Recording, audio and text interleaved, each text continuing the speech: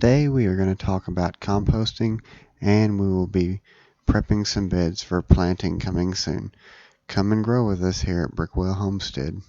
About 2 months ago I placed some cardboard and wheat straw down and covered it with a blue tarp and then some hardboard. It's time to remove it and start some bed prep. Man, this stuff is heavy. I have brought in some homemade compost you'll be seeing more of here soon. And I'm going to shoot for about 5 inches of compost while spreading. Speaking of compost, there are a few methods for composting, but I'm only going to talk to you about the method I currently use. It's called hot composting.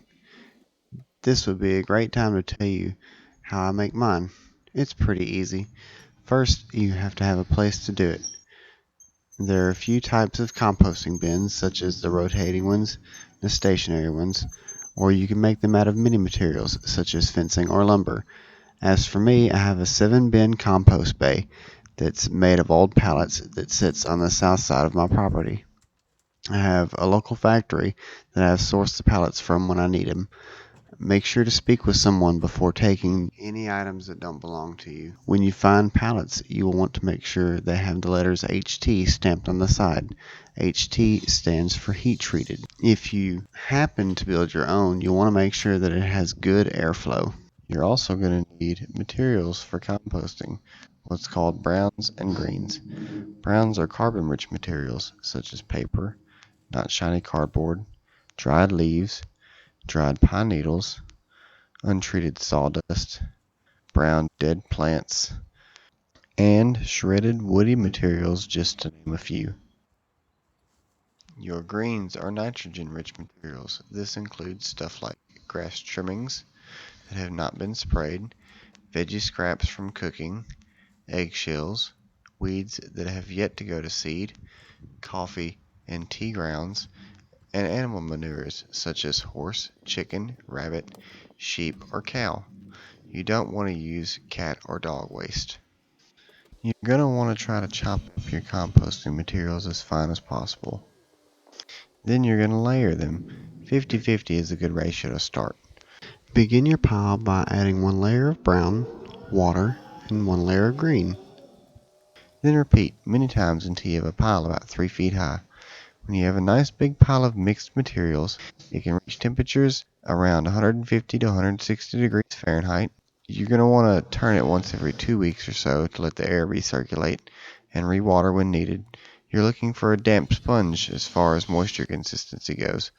Maybe a drop or two max of water that comes out when you grab a handful and squeeze. 6 months later, you'll have lovely, beautiful compost.